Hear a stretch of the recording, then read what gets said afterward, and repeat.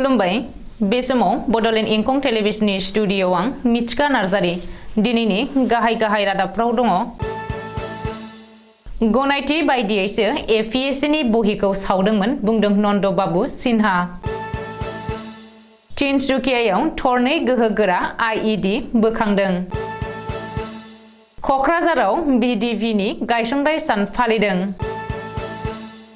दिपेन बर' आरो कनिन्द्र बसुमतारीखौ आफादगिरि गाहाय नेहाथारि बिबान होफिननानै एबसुनि गोदान मावफुं आफादखौ दाबाय। दुलाराय गुदि बाथौ गौथुमनि खुंगा 9थि बोसोरारि जथुमानि गाहाय खुन्थियाखौ एमएलए रबिराम नार्जारिया गायसनबाय। बरपेटा र'डआव दुखुनांथाव जाथाय, जुलिनि उनावनो हौवा गोदाना थैदों। दानिया फैदो आबुं रादाबाव।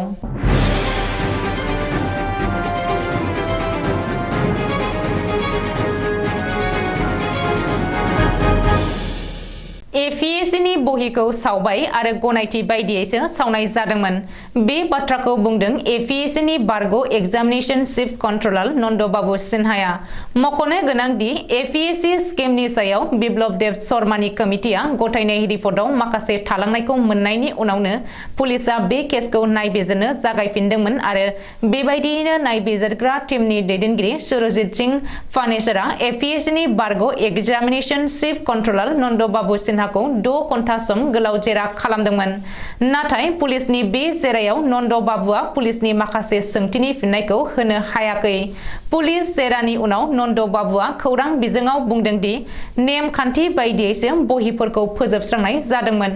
बहि सावनाय बुंनो नाङा, मासिगिरि नेहाथारिनि गनायथि मोननानैसो फोजोबस्रांनाय जादोंमोन। एपीएससीनि खान्थि बायदियै 6 दाननि गेजेरावनो गोजाम बहिफोरखौ सावनो हायो। आंनि फिसाजोआ एपीएससी आनजाद लिरगोननि बागै सोरखारनो फोरमायदोंमोन, नाथाय सोरखारा आंखौ सोलायाखै। आंखौ बिबाननिफ्राय गोजानाव दोनिया सोरखारनिसो गोरोन्थि होननानै नन्द बाबुआ बुंदों। गुबुन फारसे नन्द बाबु सिन्हाया एपीएससीनि फिननाय बिलाइखौ होनो हायाखै। जेरानि थाखाय उननि समाव लिंहरफिननाय जागोन होननानै सुरजित सिंहआ बुंदों। बबेखानि बहिफोरखौ मानो सावदोंमोन बेनि फिननायखौ होनांगोन। बिसोर आनजादनि बहि सावनायनि निजा एसओपि बानायनानै लादोंमोन होननानैबो सुरजित सिंहआ बुंदों। तिनसुकियाया मोनसे गेदेर उदखारि गाग्लोबनायनिफ्राय रैखा। उदखारिफोरा गेदेर हामला खालामनायनि सिगांनो रैखाथि बिफाना होबथानो हादों। मिथिनो हानाय बायदिब्ला तिनसुकिया जिल्लायाव थरनै गोहोगोरा आईईडी बोखांदों। रैखाथि बिफाना दिनै तिनसुकिया जिल्लानि दिराक चेकिं गेटआव थरनै गोहोगोरा आईईडीखौ बोखांनो हादों। मख'नो गोनां दि सिनाय मोनि 3 लाइमोनफोरा बे थरनै गोहोगोरा आईईडीखौ लाबोदोंमोन होननानै सन्देह खालामनाय जादों। रिपर्ट बायदिब्ला सिनाय मोनि 3 लाइमोनफोरा दिराक चेकिं गेटआव सानफ्रोमबो सिग्रोमग्रा सीआरपीएफ जवानफोरनि हानजाखौ थांखिनानै बे गोहोगोरा आईईडीखौ बेफ्रुहोनो नाजाना लाबोदोंमोन होननानै सन्देह खालामदों। दिराकआव थरनै गोहोगोरा आईईडी बोखांनो हानाय जाथायनि बागै खौरां मोननाय लोगो लोगो बम्ब स्क्वाड आरो पुलिस बिफाना जाथायसालियाव थांनानै थरनैबो बमाखौ डिफ्यूज खालामहैयो। बबेखानि तिनसुकियाव दिनै थरनै गोहोगोरा आईईडी बोखांनो हानाय जाथायनि सायाव पुलिस आरो रैखाथि बिफाना नायबिजिरनायजों लोगोसे ओनसोलाव सार्च अपारेशन खालामनो जागायदों। जाउनाव ओनसोलनि सरासनस्रा रायजोफोरनि गेजेराव फिन गिख्रंनाय थासारि सोमजिदों। कक्राझाराव गामियारि रैखाथि फायखि एबा आसाम भिलेज डिफेन्स पुलिसनि 74थि गायसनथाय सान फालिदों। कक्राझार नोगोरनि ग्रीनफील्डआव मैया सनिबार खालिनिफ्राय साननैनि हाबाफारिजों पीडीपीनि 74थि गायसनथाय सान फालिदों। बेनिनो दिनै नैथि सान एबा जोबथा हाबाफारि। हाबाफारि बायदियै दिनै फुङाव फिरफिला उरायहोयो कक्राझार जिल्लानि एसपी पुष्पराज सिंहआ। मुंख्लंफोरनो बिबार बावजेनो आसाम भिलेज डिफेन्स पुलिसनि गाहाय बोसोनगिरि रनजित मजुमदारा। मख'नो गोनां दि बीडीपीनि 74थि गायसनथाय सान फालिनायखौ लोब्बा लानानै ग्रीनफील्डनिफ्राय मोनसे हारिमुआरि हानजा सुरदों। बे हारिमुआरि हानजा सुरनायखौ फिरफिला जांख्रिनानै जागायनानै होयो गसाइगाव बीएड फरायसालिमानि गोरायुं अजित बर'आ।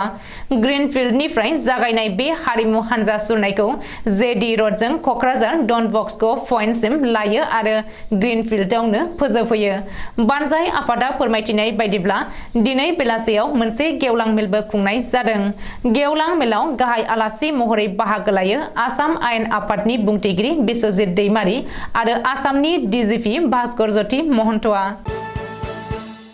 दुलाराय बर' फरायसा आफादनि गोदान मावफुं आफादखौ दाबाय। उदालगुरि जिल्लानि बेन्दोंआव थानाय रौतानि बडलेण्ड फोथाराव 24 जानुवारिनिफ्राय सानथामनि हाबाफारिजों खुंनाय 55थि बोसोरसालिया जथुम्माया दिनै मिरु आफादनि गोदान मावफुं आफादखौ दाबाय। गोजाम आफादखौ सिफायनानै गोदान आफादखौ दानाय जायो। रिपर्ट बायदिब्ला 55थि बोसोरसालिया जथुम्मानि थामथि साननि जोबथा थान्दै मेलाव गासै सा 3000निबो बांसिन थान्दैफोरनि थांखि बायदियै फैगौ 2023-24 मावसोमनि थाखाय आथिखालनि गागि आफादगिरि दिपेन बर'खौ फिन आफादगिरि आरो गाहाय नेहाथारि कनेन्द्र बसुमतारीखौ लाखिफिननानै दुलाराय बर' फरायसा आफादनि गोदान मावफुं आफादखौ दानाय जायो होननानै मिथिनो हादों। क'क्राझार जिल्लानि बेन्दोंआव थानाय बनरगाव खाग्राबारिनि गेवलां गेलेग्रा फोथाराव दुलाराय गुदि बाथौ गौथुमनि 9थि बोसोरारि जथुम्मा खुंनो साखा-फारा। बनरगाव खाग्राबारिनि गेवलां गेलेग्रा फोथाराव फैगौ मार्च दाननि 10, 11 आरो 12 अक्ट'खालि सानथामनि हाबाफारिजों दुलाराय गुदि बाथौ गौथुमनि खुंगा 9थि बोसोरारि जथुम्मा, क'क्राझार जिल्ला गुदि बाथौ गौथुमनि खुंगा 32थि जथुम्मा आरो इलाइस्रि जाहार बियाब दुलाराय गुदि बाथौ गौथुमनि खुंगा 34थि बोसोरसालिया जथुम्मा खुंनो लाहार-फाहार खालामदों। बेनिनो गाहाय खुन्थियाखौ दिनै गायसनबाय। सोनाब क'क्राझार बियाबनि एमएलए रबिराम नार्जारिया दिनै दुलाराय गुदि बाथौ गौथुमनि खुंगा 9थि बोसोरारि जथुम्मा, क'क्राझार जिल्ला गुदि बाथौ गौथुमनि खुंगा 32थि आरो इलाइस्रि जाहार बियाब दुलाराय गुदि बाथौ गौथुमनि खुंगा 34थि बोसोरसालिया जथुम्मानि गाहाय खुन्थियाखौ गायसनबाय। बे हाबाफारियाव दुलाराय गुदि बाथौ गौथुमनि आफादगिरि देलाय मांग्रा गयारि, माइनाव आफादनि आफादगिरि रतिमा बसुमतारी, बानजाय आफादनि आफादगिरि तपेन्द्र बसुमतारी आरो क'क्राझार जिल्ला लोगोसे इलाइस्रि जाहार गुदि बाथौ गौथुमनि गुबुन गुबुन बिबाननि बिबानगिरिफोरा बाहागो लायो। हाबाफारिनि उनाव दुलाराय गुदि बाथौ आफादनि आफादगिरि देलायमांग्रा गयारि आरो एमएलए रबिराम नार्जारिया बुङोदि बर'फोरनि गुदि धोरोम बाथौ धोरोमखौ नागारनानै गुबुन धोरोमखौ माब्लाबाबो बजबनानै लानो हाया। बुहुम सृष्टि जाजेननाय समनिफ्रायनो बाथौ धोरोमा जोनोम जादों।